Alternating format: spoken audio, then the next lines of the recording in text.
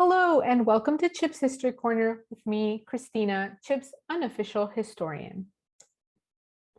Chip has been around for almost 49 years, and this is only about a 10-minute presentation, so there are going to be things I miss or gloss over, but for the most part, I will be discussing the history based on when programs started and ended, which you can see here on the timeline. So let's start at the beginning, as one does. There are four friends, Jim Jesse, Keith Hopkins, Bill Murphy, and Kevin Campbell, and they all met through a student organization at Chico State called CAVE. As staff and students with the Community Action Volunteers in Education, the four friends saw a need in the community directly around the university. This neighborhood had a lot of homes that were at risk for code enforcement because the owners, many of whom are elderly, were unable to maintain their homes. In response to this growing need, CAVE started a program to address housing rehabilitation. The friends set out to secure resources to provide home repair services for low-income homeowners through this new program. I actually had the opportunity to speak with Jim Jesse before he passed away, and he spoke about the early years with such fondness and pride. He described this time as super high energy, a little crazy, and very 70s. This was in the early years of CAVE, and the founders were figuring things out with the purpose of making the community a better place. The four friends, along with other CAVE founders and student staff, were sharing a home near the university where they were both living and using as CAVE's headquarters. It was very much like a commune for good. Like I said, very 70s. And in this slide, you can see Jim Jesse with a few of the other founding members of CAVE, which took place during CAVE's 50th anniversary at Chico State. So as the friends worked to rehabilitate homes, it soon became apparent that access to affordable housing rehabilitation was needed, not just in the neighborhood near Chico State, but that the entire city could benefit from the services. In 1973, the four friends took a big leap when they broke off from CAVE and started their own chartered organization that would eventually be called Community Housing Improvement Program, or CHIP for short. The Housing Rehabilitation Program was the first program that CHIP ran, so the original. It provided many families in the Butte, Glenn, and Tehama counties with the ability to make the necessary repairs to keep their homes. As time went on and cost and demand changed, the program shifted to help homeowners hire third-party contractors with grant funds instead of CHIP staff directly working on the repairs.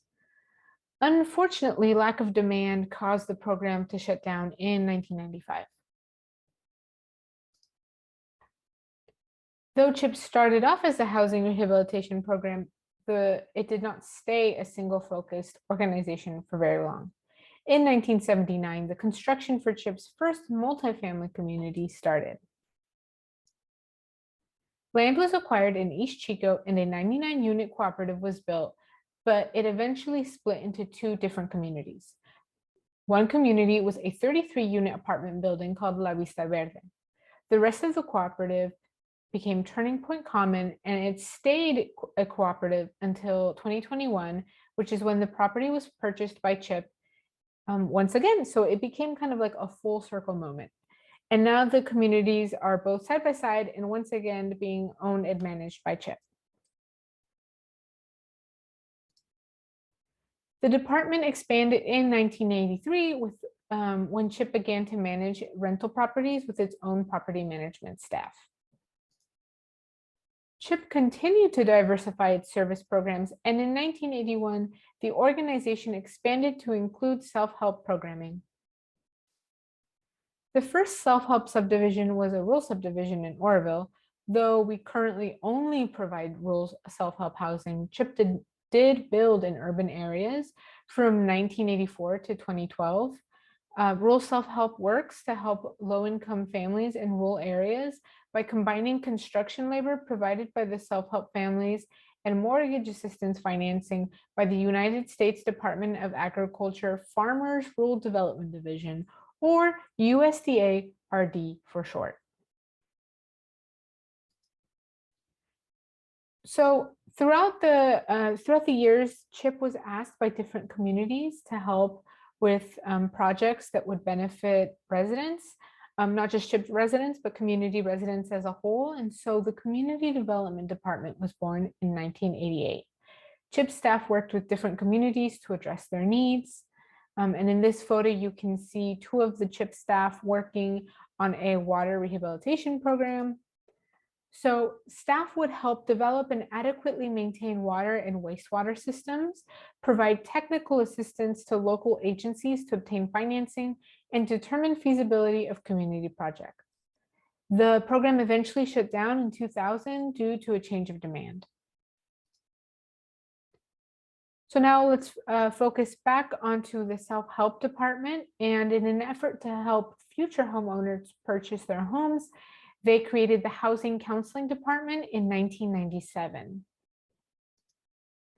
This HUD-approved housing counseling agency would operate through the housing bust, but eventually ended in 2011.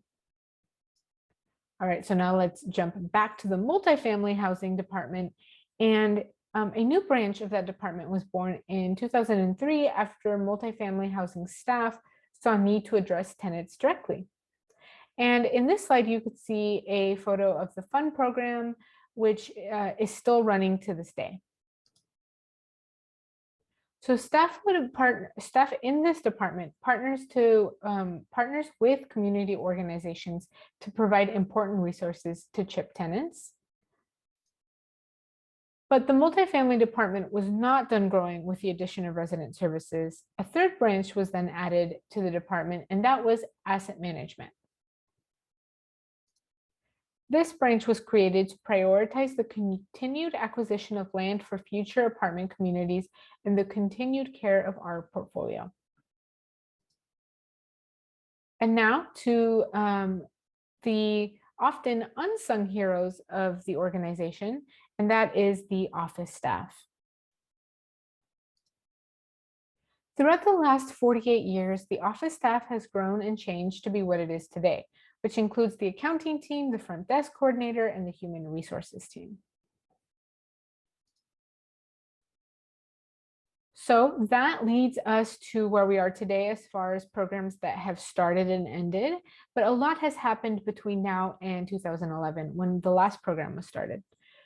So we're just going to go over some more recent milestones that are worth noting. Those milestones include celebrating building the 2000th home with through the self-help program, and that was in June 2021. The PCV rebuild, which is Paradise Community Village, that was completed in September of 2021. And then ground was broken at the site of Creekside Place, and that community is expected to be completed by the end of 2022. So that concludes this mini history lesson. As the slide says, let's keep making history. Thanks for watching.